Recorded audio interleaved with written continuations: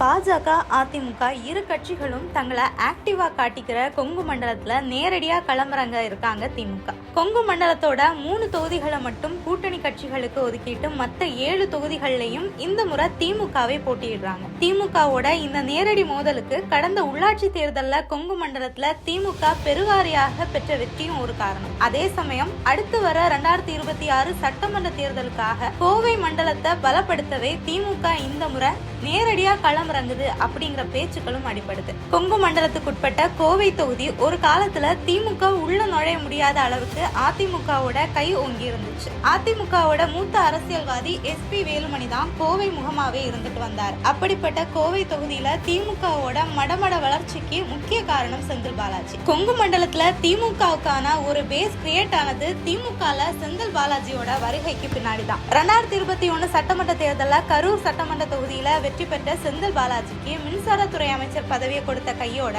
கொங்கு பெல்ட்ல திமுக கொடி பறக்க வேணும்னு பொறுப்பையும் கொடுத்து அனுப்பினாரு ஸ்டாலின். இதை அடுத்துதான் கொங்கு பெல்ட்டுக்கு உட்பட்ட கரூர், கோவைன்னு கள வேலைகள்ல ஆக்டிவா வலம் வந்தாரு செந்தில் பாலாஜி.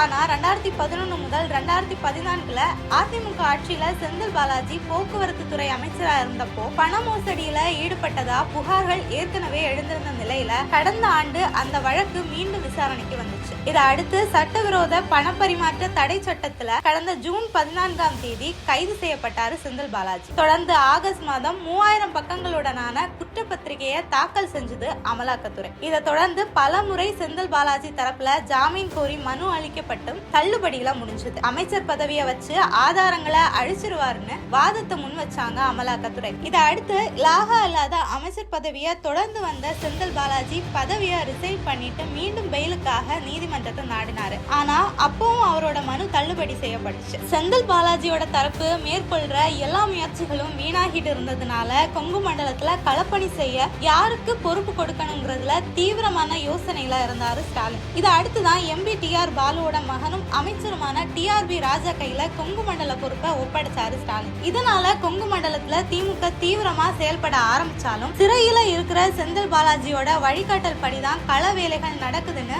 அரசியல் வட்டாரத்துல பேச்சுகளும் பரவ ஆரம்பிச்சது. அதுக்கு முக்கியமான காரணம் திமுக கோவை தொகுதியில களமிறக்கி இருக்கிற கணபதி ராஜ்குமார். ஒரு காலத்துல அதிமுகல ரொம்ப செல்வாக்கா இருந்தவர் தான் ராஜ்குமார். கோவை முன்னாள் மேயரா இருந்த அவரு ஜெயலலிதா பத்தி ஆய்வு செஞ்சு முனைவர் பட்டமும் வாங்கியிருக்காரு. இதனால ஜெயலலிதா கிட்ட நற்பெயர் வாங்கின ராஜ்குமார் ஜெயலலிதாவோட மரணத்துக்கு பிறகு கட்சியில இருந்து ஓரங்கட்டப்பட்டாரு. அதிமுக SP வேலுமணியோட நெருக்கமான வட்டத்துல ராஜ்குமார் இருந்திருந்தாலும் ஒரு கட்டத்துல வேலுமணியோட ஆதிக்கம் பிடிக்காம கட்சியை விட்டு விலகினாரு ராஜ்குமார். இதை அடுத்து 2020 திமுக நுழைஞ்ச ராஜ்குமார் செந்தில் பாலாஜி கிட்ட நெருக்கம் காட்ட கட்சிக்குள்ளேயும் அவருக்கு வளர்ச்சி கிடைச்சது. இந்த நிலையில சிறையில இருந்தாலும் தன்னோட தளபதியே கோவையில களமிறக்கி இருக்காரு செந்தில் பாலாஜி. அது மட்டும் இல்லாம அண்ணாமலை என்ன எதிர் தரப்புல யார் வேட்பாளரா நின்னாலும் 2 லட்சம் வாக்குகள் வித்தியாசத்துல வெற்றி பெற்றுடுவேன்னு ஸ்ட்ராங்கா நம்பிட்டு இருக்காரு கணபதி ராஜ்குமார். சிறையில இருந்தாலும் கொங்கு மண்டலத்துல செந்தில் பாலாஜியோட அரசியல் யுக்திகள் தான் செயல்படுத்தப்படுதுன்னு அரசியல் வட்டாரத்துல பேச்சுக்கள் வருது.